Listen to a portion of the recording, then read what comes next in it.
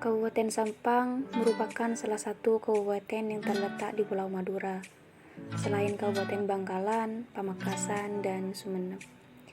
Di sebelah timur perbatasan dengan Kabupaten Pamekasan, di sebelah selatan perbatasan dengan Selat Madura, sedangkan di sebelah barat perbatasan dengan Kabupaten Bangkalan. Secara umum, wilayah Kabupaten Sampang berupa daratan. Terdapat salah satu pulau yang terpisah dari daratan bernama Pulau Mandangin atau Pulau Kambing.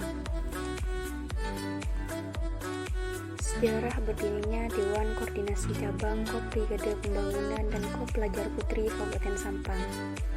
Dengan berbagai statement dan proses-proses penting yang perlu kita ingat dan penting untuk dijadikan sejarah. Dewan Koordinasi Cabang ini sendiri tidak langsung terbentuk dengan mudah. Perlu adanya tekad dan semangat pemuda Sampang waktu itu. Dari semangat itulah timbul kegelisahan akan pentingnya Kopbrigade Pembangunan dan Kopelajar Putri di Kabupaten Sampang. Hal itu membuat rekan dan dekanita mulai berpikir bagaimana caranya Kopbrigade Pembangunan dan Kopelajar Putri Kabupaten Sampang hidup dan berkembang. Waktu itu rekan Farisi masih berada di divisi jaringan lembaga sekolah, sedangkan partnernya rekanita Anisulalah berada di divisi kesehatan pimpinan cabang Ikatan Pelajar Nahdlatul Ulama dan Ikatan Pelajar Putri Nahdlatul Ulama Kabupaten Sampang. Beliau mengikuti diklatama pertama kali di Sumeneb pada tahun 2018. Setelah mengikuti diklatama, rekan Farisi dan rekanita Anisulalah dan kawan-kawan melakukan rapat untuk mengadakan diklatama di Kabupaten Sampang.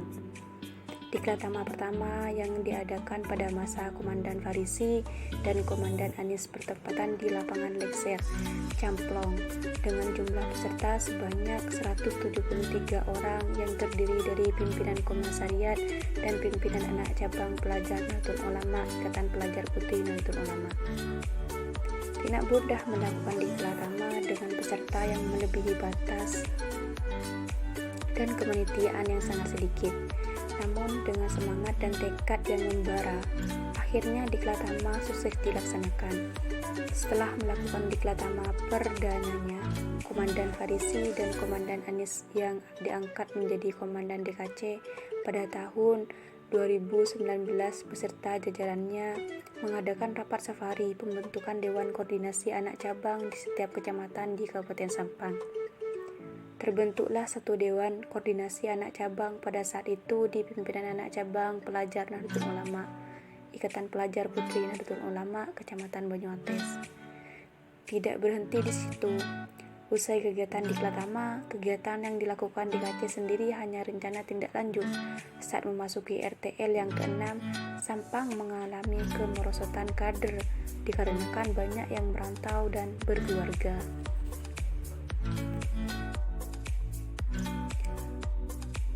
Di periode berikutnya, Komandan Farisi terpilih menjadi Ketua Pimpinan Cabang Ikatan Pelajar Nahdlatul Ulama Kabupaten Sampang, dan estafetnya di Dewan Koordinasi Cabang dilanjutkan oleh Komandan Hadi dan Komandan Toibah. Pada masa Komandan Hadi ini ada beberapa kendala, salah satunya adalah adanya COVID-19. Namun Komandan Hadi dan Komandan Toibah tetap menjaga komunikasi dengan Dewan Koordinasi Anak Cabang secara online. Ketika COVID mulai mereda, Komandan Hadi dan Komandan Toibah berinisiatif melakukan apel komandan. Terlaksanalah apel sapa kader bertempatan di Bendungan Nepa, Banyuates yang dihadiri kurang lebih 20 kader di zona Pantura. Apel tersebut diisi dengan materi latihan baris berbaris dan instruksi kepada setiap Dewan Koordinasi Anak Cabang untuk mengadakan diklatama.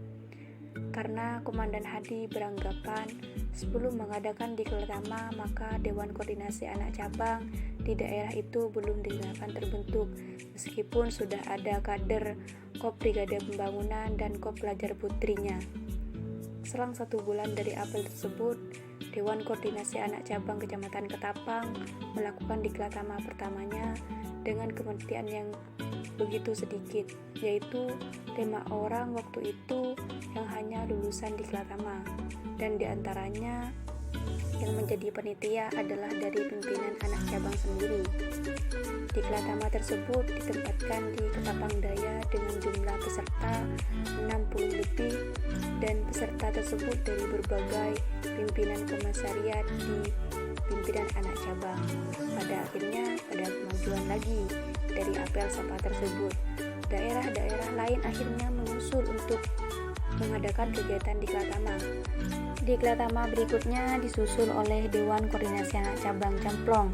Berseling beberapa bulan dari Diklatama Ketapang, Camplong langsung menyusul kegiatan Diklatama karena merasa masih kurang, dan memang Kop Brigade Pembangunan Kop Pelajar Putri itu perlu, bahkan bisa dikatakan penting untuk terus dirawat dan dibesarkan nantinya. Di Camplong sendiri masih memfokuskan di internal saja karena memang minim untuk daerah Camplong sendiri dan tersusun Sampang tentunya. Langkah-langkah Komandan Hadi memang sudah banyak membawa perubahan pada Kabupaten Sampang sendiri. Perjalanan beliau semakin terlihat dan semangat beliau tetap berkobar. Komandan Hadi dan Komandan Thoibah tidak hanya memfokuskan Diklatama saja, tapi juga sering mengadakan apel di bulan Ramadan yang ditempatkan di Pondok Pesantren Darussalam dengan tema Apel Marhaban Ya Ramadan. Dan juga Bukber dan Saber juga beliau agendakan dengan niat agar silaturahmi Dewan Koordinasi Anak Cabang dan Dewan Koordinasi Cabang tetap tumbuh dan berkembang. Bukber tersebut ditempatkan di kantor pimpinan cabang Ikatan Pelajar Nahdlatul Ulama, Ikatan Pelajar Putri Nahdlatul Ulama Kabupaten Sampang, dengan jumlah kader yang berpartisipasi cukup banyak waktu itu. Kebersamaan mulai tumbuh, kesulitan pun sudah mulai terlihat. Ada peningkatan yang begitu banyak di masa komandan ini. Tidak berhenti di situ ketika ada jenjang pengkaderan Diklatama. Komandan Hadi dan Komandan Thoibah terus mengirimkan kader-kader ke Sukorda Madura untuk mengikuti Diklatama. Ada beberapa kader yang didelegasikan untuk mengikuti jenjang pengkaderan Diklatpel di Sumeneb, karena Komandan Hadi dan Komandan Thoibah punya keinginan besar agar supaya nantinya kader-kadernya tersebut bisa mengikuti sebuah jenjang pengkaderannya. Tidak berhenti di Diklatama saja. Estafet perjuangan terus berputar. Akhirnya Komandan Hadi dan Komandan Thoibah punya orang-orang khusus yang sudah terlatih untuk membuat Dewan Koordinasi Anak Cabang yang belum mengadakan Diklatama segera mengadakan. Ompen akhirnya menyusul waktu itu. Komandan Hadi dan Komandan Thoibah sudah mempunyai tim pelatih yang diterjunkan langsung ke lapangan untuk menghandle kegiatan Diklatama di Dewan Koordinasi Anak Cabang Ompen. Di Ompen sendiri sudah mempercayakan Komandan Hadi dan Komandan Thoibah, para pelatih waktu itu, bisa mensukseskan acara Diklatama. Adanya pelatih waktu itu berdampak perubahan.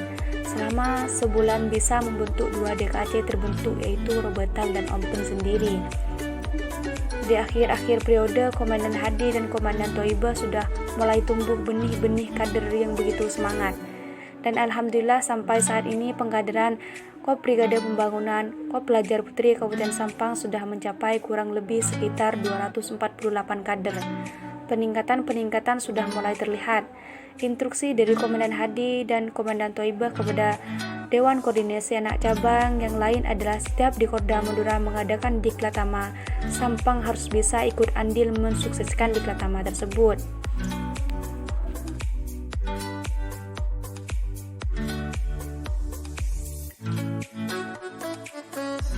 Sebelum konferensi, Komandan Hadi dan Komandan Thoibah masih sempat mengadakan apel pra-konferensi yang dihadiri semua Dewan Koordinasi Anak Cabang yang sudah terbentuk, yang ditempatkan di kantor pimpinan cabang Ikatan Pelajar Nahdlatul Ulama, Ikatan Pelajar Putri Nahdlatul Ulama Kabupaten Sampang. Mereka juga berpesan agar Kop Brigade Pembangunan Kop Pelajar Putri bisa mensukseskan konferensi tersebut.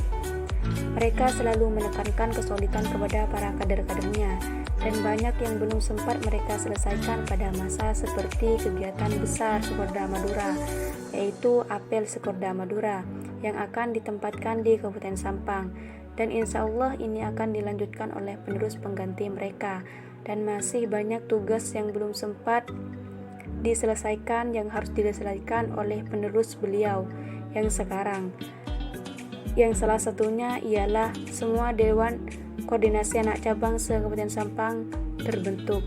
Penerus mereka yang sekarang adalah Komandan Rifkiyadi dan Komandan Sonia.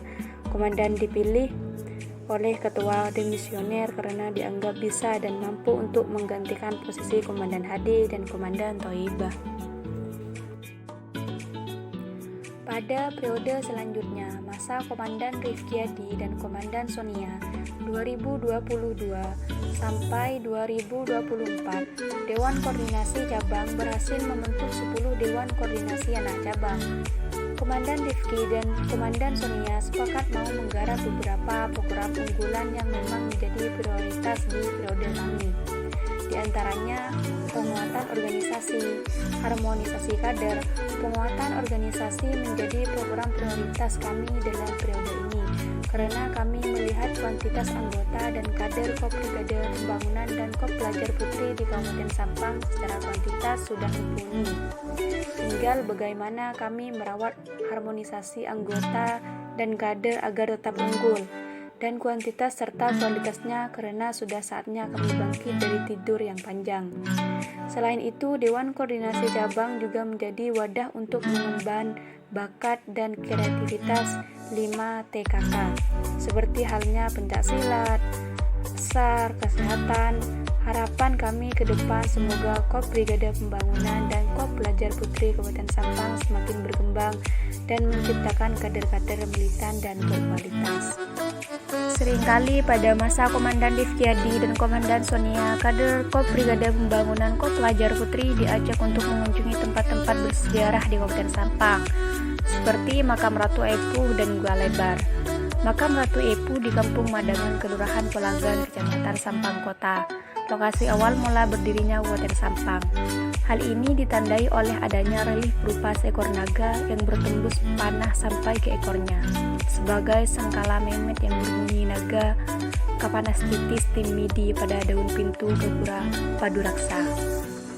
Juru pelihara cagar budaya Makam Ratu Epuh Nurul Amik mengatakan pada tanggal 12 Rabiul Awal 1039 Hijriah yang bertepatan 23 Desember 1624 Masehi adalah hari penetapan Raden Presenu yang bergelar Pangeran Cakraningrat I menjadi penguasa Madura Barat dengan Sampang sebagai pusat kerajaan. Selain sebagai situs sejarah, tempat ini juga dimakamkan sejumlah punggawa adipati maupun sejumlah bupati Sampang termasuk Pangeran Cakraningrat II dan makam bupati pertama 1950 hingga 1952. Gua Lebar di Sampang adalah salah satu tempat wisata yang berada di Desa Rong Tengah, Kecamatan Sampang, Kabupaten Sampang, Jawa Timur, Indonesia. Dulunya Gua Lebar ini adalah bekas tempat penambangan batu kapur. Jenis batu kapur yang ditembang di gua ini adalah batu kapur putih, seperti yang ada di Bukit Kapur Putih Jadi Bangkalan. Selain itu, ketika teman-teman memasuki area dalam gua akan melihat sendiri dinding-dinding gua seperti tebing. Di dalamnya terdapat penjaga gua yakni patung Sekera. Dulunya patung yang menjaga Gua Lebar ini bukan patung Sekera, melainkan patung Huluk. Hal ini dilakukan agar kader Kop Brigade Pembangunan Kop Pelajar Putri tahu tempat bersejarah yang ada di Kabupaten Sampang.